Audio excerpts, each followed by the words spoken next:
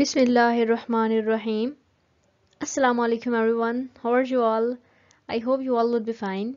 It's me Misha and today's lecture is about gram atomic mass, gram molecular mass and gram formula mass. It's all about its definitions. So let's get started.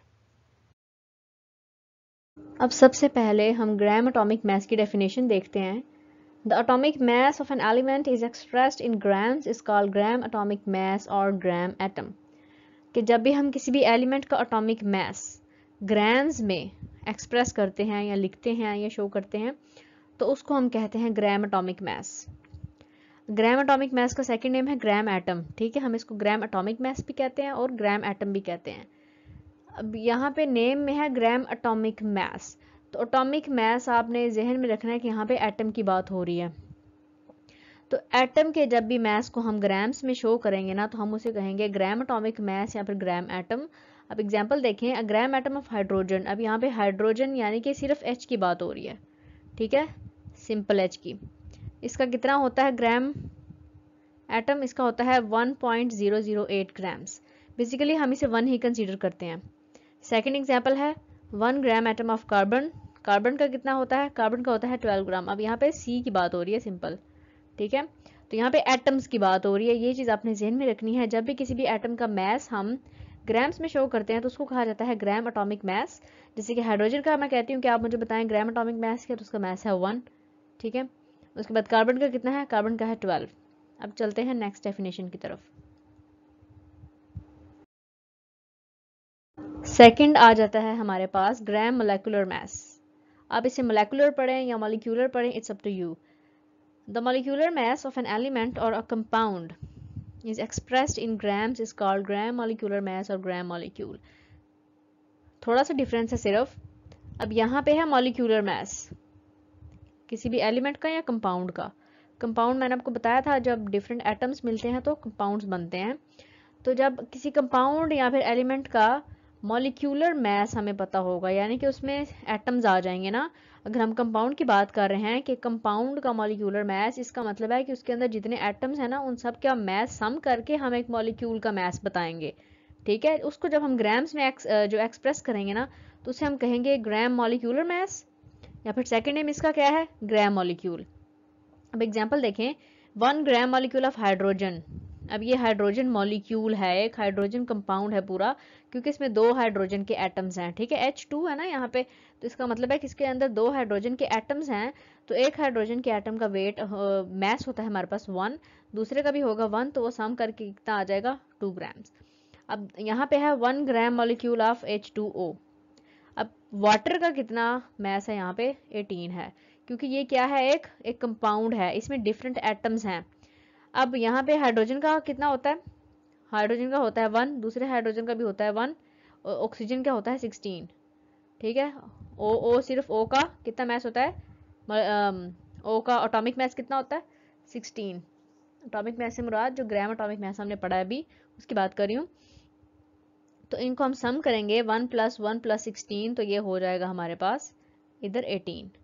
तो इस तरह से हम gram molecular mass को निकाल भी सकते हैं और आप याद भी कर सकते हैं. अगर आप सिंपल एटम्स का भी याद कर लें तो किसी भी कंपाउंड का आपसे पूछा जाएगा तो आप उनको सम करके इजीली बता सकते हैं. सो ग्राम एटॉमिक मास क्या था? जिसमें हम एटम्स के मास को एक्सप्रेस करते थे ग्राम्स में, तो वो ग्राम एटॉमिक मास या फिर ग्राम एटम. और जब हम मॉलिक्यूल के मास को या किसी कंपाउंड के मास को ग्राम्स में एक्सप्रेस करते हैं तो उसे हम क्या कहते हैं? ग्राम मॉलिक्यूलर मास या फिर ग्राम मॉलिक्यूल. अब नेक्स्ट आ जाता है ग्राम फार्मूला मास. इसकी डेफिनेशन क्या है? The formula mass of an ionic compound. यहाँ पे है आयनिक कंपाउंड की बात हो रही है. Is expressed in grams is called gram formula mass और ग्राम फार्मूला. कि जब भी हम किसी आयनिक कंपाउंड का मास जो है ना वो ग्राम्स में एक्सप्रेस करेंगे तो वो क्या होगा? ग्राम फार्मूला मास या फिर ग्राम फार्मूला. तो आयनिक कंपाउंड क्या होता है? जब आयन्स आपस में मिलते हैं. अगर हम NaCl की एग्जांपल लें तो इसमें सोडियम है, ये होता है, ये पॉजिटिव आयन है यहाँ पे Na+, और दूसरा है chlorine which is Cl negative. Okay, Cl negative.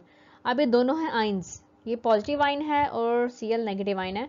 तो आयन्स जब आपस में मिलते हैं ना तो वो कौन सा कंपाउंड बना देते हैं? वो बना देते हैं आयनिक कंपाउंड.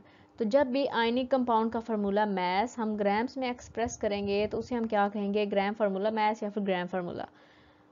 अब NaCl का यहाँ पे उन्होंने ये टोटल लिखा हुआ है, इसमें Na का भी है और Cl का भी मैस है। तो Na का होता है 23, ठीक है, और Cl का होता है 35.5। तो इनको हम सम करेंगे तो कितना आएगा, 35.5। इनको सम करेंगे तो कितना आएगा, 58.5, वो यहाँ पे मेंशन है।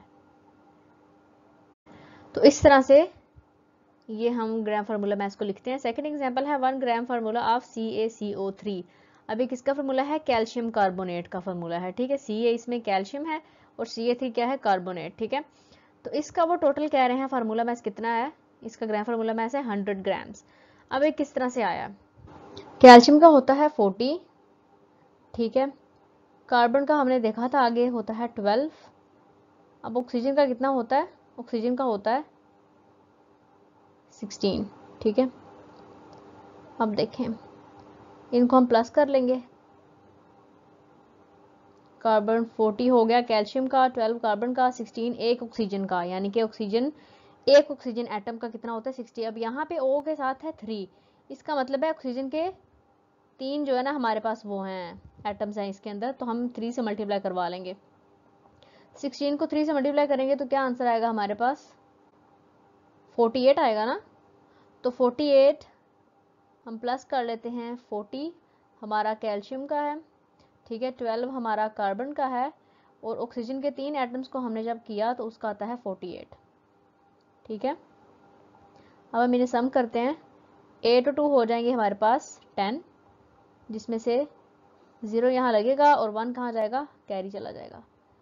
4 1 5 6 और 4 10, और इसका टोटल कितना हो गया कैल्शियम कार्बोनेट का 100 ग्राम्स। इसका ग्राम फार्मूला मैस कितना हुआ 100 ग्राम्स। तो इस तरह से हम कैलकुलेट भी कर लेते हैं।